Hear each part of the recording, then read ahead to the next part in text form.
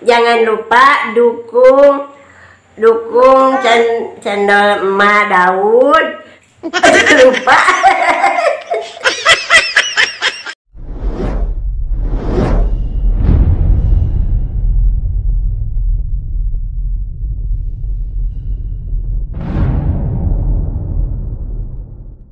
Assalamualaikum warahmatullahi wabarakatuh. Hai teman-teman semuanya, apa kabar? Dimanapun kita berada sekarang, Emak di sini sedang ini ngomong Dede Daud karena agak sakit.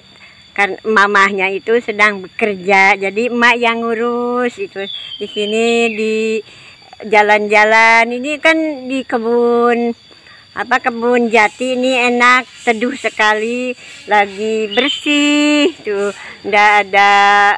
Dukung channel Emak, dukung channel Emak Daud yang banyak ya, terima kasih. Sekarang Emak ini mau nyeritakan, ngasih tahu kepada teman-teman semuanya waktu Emak zaman dulu itu di tempat Emak. Jadi dulu itu di tempat Emak itu rawan sekali karena banyak kejadian-kejadian zaman zaman gerombolan. Gerombolan itu yang setahu Emak tak diduga-duga, jadi kalau malam ada serangan, kalau siang ketakutan. Waktu itu banyak orang-orang yang kabur karena takut. Entah dari mana itu orang. Jadi kalau malam ke rumah minta makan, minta beras, minta duit, minta apa aja yang kita mau, yang dia mau, jadi kita harus ngasih. Kalau enggak ngasih jadi diancam. Ingat katanya gitu ngomongnya kalau enggak ngasih. Nah, jadi kejadian waktu itu rawan sekali di tempat Emak. Malahan waktu Emak, seingat Emak dulu, Emak sampai merinding, sampai sakit hati. Kakek Emak, kakek adiknya orang tua gitu, jadi dibunuh sama gerombolan, entah apa dosanya. Karena itu udah kakek-kakek di sawah, dia suka menyangkul, dia suka beres-beres sawah aja, tapi dia dibunuh. Lagi ada satu yang Emak tahu, Bapak Camat Hambali namanya.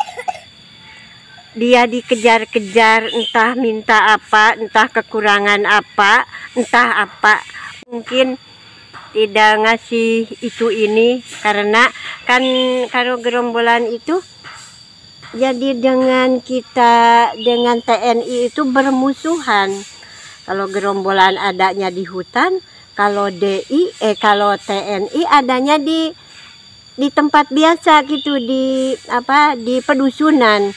Ada tentara dari mana aja dia berkumpul, dari Sulawesi, Maluku, dari mana-mana.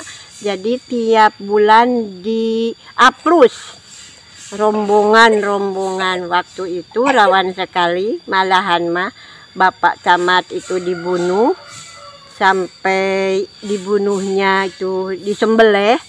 Lagi ininya dituri-turi, udah 2.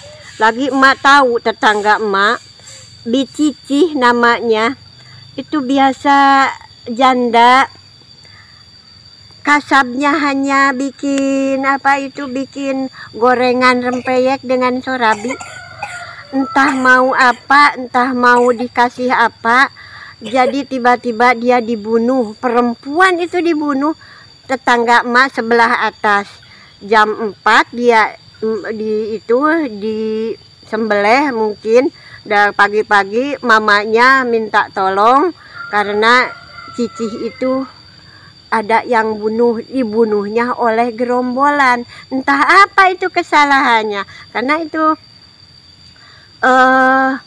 janda, lagi janda punya apa-apa, hanya punya kasabnya juga bikin sorabi, tapi itu hianatnya zaman dulu itu gitu. Jadi emak pengalaman emak yang dulu itu gitu. Di tempat emak rawan sekali. Di tempat emak itu rawan sekali ada apa pemberontakan gerombolan. Malahan mah kalau mau ke sana ke sini jadi ketakutan. Emak juga sampai ngumpet kalau malam itu dengan kakek. Ngumpetnya kan ada lubang, bikin lubang. Jadi di atasnya ditutup sama apa daun-daunan atau ditanam pohon salak. Jadi kalau malam emak ngumpet masuk ke sana. Jadi di pinggirnya ada jalan. Jadi kalau orang yang nggak tahu ke sana ke sini nggak apa-apa, dia diam ngumpet terus sama kakek itu.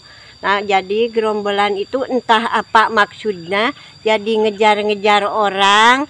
Jadi kalau ketemu dia minta ndak dikasih ngebunuh.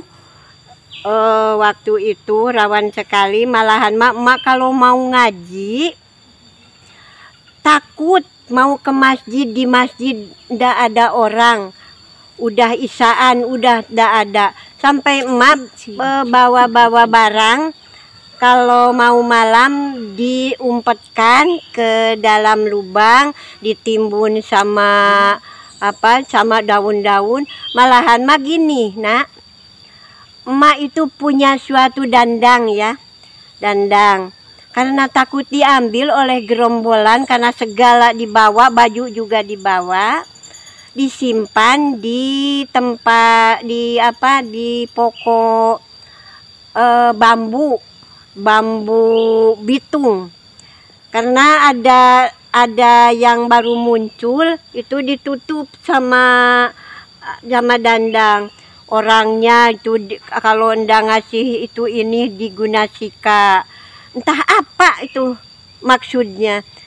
Waktu itu seminggu emak dengan mama emak, bapak emak atau saudara-saudara emak yang ngumpet ke hutan. Udah seminggu baru ada tong gitu di satu dusun. Katanya pulang ini udah ndak ada apa-apa, udah aman. Ya pulang. Pakaian udah broksokan kotor, perut kosong. Dari mana kok berjalan di tengah-tengah hutan, ngumpet maksudnya, karena takut ada gerombolan. Udah itu emak ingat minggu kemarin waktu mau berangkat ngumpet, nyimpan dandang. Udah seminggu kok dandangnya ndak ada gitu, dilihat. Kok mak melihat ke atas, kok udah di atas. Ya Allah, itu rebungnya udah panjang. Jadi itu dandang dibawa ke atas. Ya Allah, itu kata aku, mak itu dandangnya di atas. Ah, masa? Iya, mak, oh, ini kan ininya tumbuh katanya ke atas. Jadi ke atas sampai di pokok rebung itu dikadekan gitu. Sampai rubuh.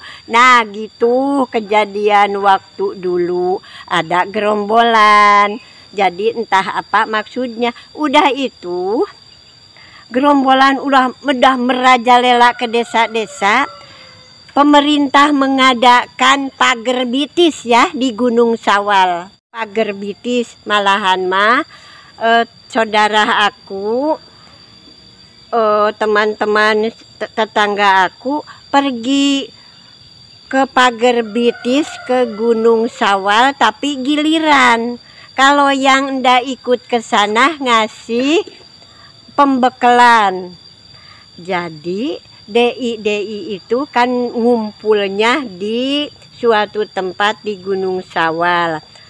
Mungkin lama-kelamaan itu lapar, kan pagerbitis itu ndak jarak dikeliling oleh manusia, lagi ada posko. Jadi poskonya ndak jauh, mungkin aku sih ndak tahu hanya kata yang dari sana itu gitu. Jadi posko itu jarak 10 meter atau 15 meter udah ada posko. Udah ada posko. Jadi dikeliling posko dengan rakyat itu dibikin pagar. Jadi DI itu gerombolan itu mungkin rasa kelaparan, ada yang meninggal, lagi ada yang kabur waktu itu. Nah, cerita emak dulu itu gitu, zaman rawan di daerah emak, zaman pemberontakan DI. Nah, jadi pagar bitis itu beruntung sekali. Kalau ndak diadakan pagar bitis oleh pemerintah, jadi sampai sekarang mungkin kejadiannya gitu. Jadi manusia itu kepada manusia jahat. Sekian dulu cerita dari emak.